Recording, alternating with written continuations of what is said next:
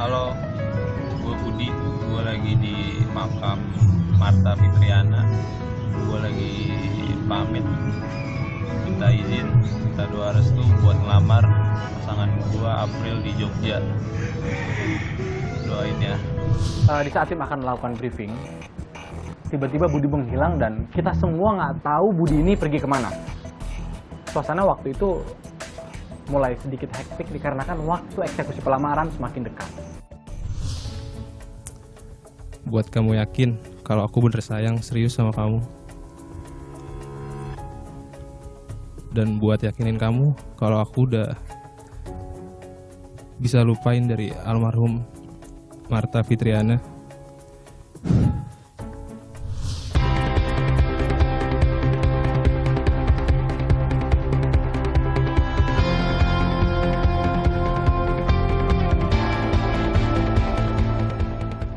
Pelamar kami di episode kali ini menurut saya terbilang unik karena pertemuan saya dengan pelamar kali ini adalah terjadi pada saat saya sedang survei dengan pelamar lain di daerah Kota Tua, Jakarta. Tiba-tiba ada seseorang yang menghampiri saya dan mengatakan bahwa dia ingin sekali melamar pacarnya di Kota Jogja. Lo bisa make sure nggak kalau kalian memang benar-benar bisa datang ke Jogja? Bisa.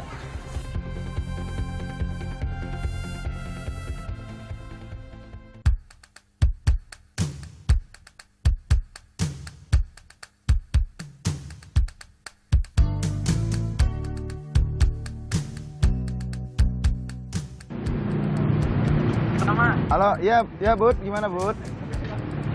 Gimana mas? Gue udah sampai stasiun Tugu nih mas. Lu di mana? Di stasiun Tugu. Saat saya dan tim sedang sarapan di Kota Jogja, tiba-tiba salah satu dari tim mendapatkan telepon dan ternyata orang yang menelpon itu adalah Budi. Bentar ya. Si Budi ya? Ditunggu. Ya udah, abis ini kita susul aja ke sana. Nyusul sana. Nah, waktu kamu menghubungi tim dan bilang kalau kamu akan nyusul ke Jogja, jujur, saya sempat nggak percaya. Bud. Iya. Ini ntar gue kelarin sarapan dulu nih, ntar gue langsung nyusul lu ke Tugu ya. Tunggu bentar ya, udah mau kelar kok. Setelah mendapat telepon, kemudian kami mempercepat sarapan kami dengan tujuan pada saat itu kita harus ketemu dengan Budi dulu. Padahal saat itu saya sudah ada janji dengan pelamar lain untuk melakukan survei venue.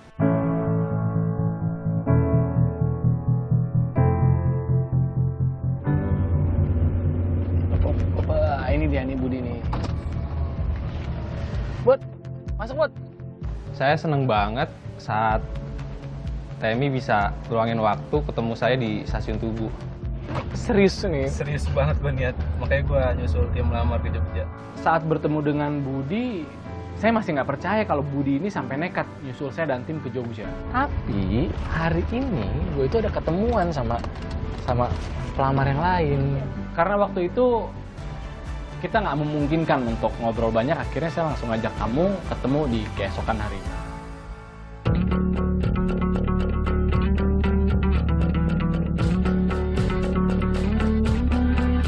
Keesokan harinya saya langsung datang ke kilometer 0 Malioboro untuk bertemu dengan Budi. Bud, udah lama. Temi. Bud, kita ngobrol-ngobrol, tapi enaknya karena di Jogja, aku pengen sambil jalan-jalan juga sih.